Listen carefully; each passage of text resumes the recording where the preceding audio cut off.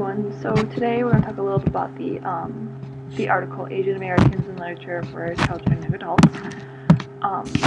Basically, this article talked on three different things. It talked about range, authenticity, and a balanced perspective. And so that's the three things that I want to focus on today. So when they said range, they said not only is it Asians are just not from China, they're from all different types of countries and whatnot, but they're also very in geology, culture, and in history. They said a lot of things about how you should try to teach this in your classroom, but the best resource that they gave was probably the International Children's Digital Library, and that's how you're going to find using a variety of countries and whatnot. So you're not just Asia, and Asia does not equal China. Asia equals a bunch of other countries as well. The second point they talked about was authenticity. Make sure it's not stereotypical, and that actually is the Italian American-born Chinese into that, because we have Chinky, who is probably the most stereotypical Chinese character in the book, with his long hair, traditional clothing.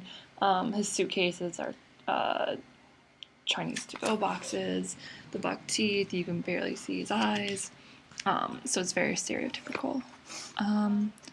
Another thing they said is you don't want to misguide them. We've already talked about this in class, how you want the author to be of the same race that they're talking about, if race is one of the main things they're talking about.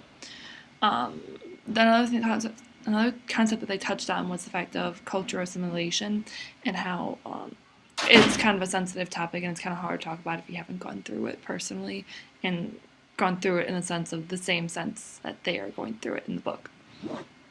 The third thing they talked about was the balanced perspective, and so we've also kind of touched on this in class as well. Basically, that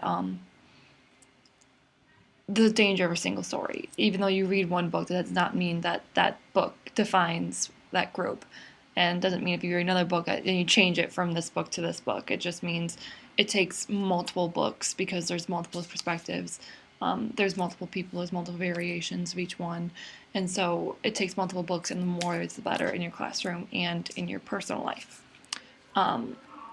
So there's another thing that touched on was there's a lack of books about their celebrations, and so we have a lot of books on like the Chinese New Year, because it's kind of like our New Year and it's similar, but then they have different celebrations that are left out that aren't similar to our culture or someone else's culture, like the dominant culture, that are left out of a lot of literature, and that's important to have that in as well.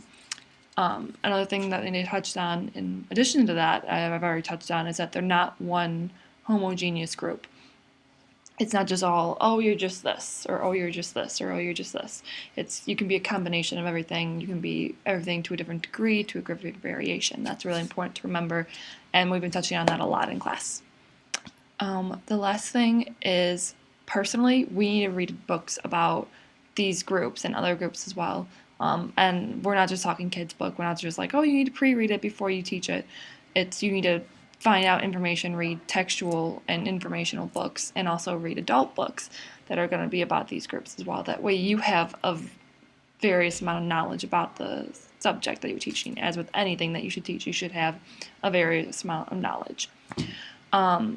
So they gave some suggestions about how to work this. They said pair across cultures, read out loud, and that's just encouraging the students to read a diverse amount of books and books with diverse people. Refer to a map so that they would know location. Use the internet, and then invite speakers to come. So that's a few things that they gave to suggest to help you out. I honestly think I would use almost all of them in my classroom. I would also probably consider using pen pals or something like that, and try and see if you can find another culture that you compare to. I think that would be really cool. But that is my presentation. That was the article. If you guys have any questions, feel free to contact me. If not, I will see you Wednesday.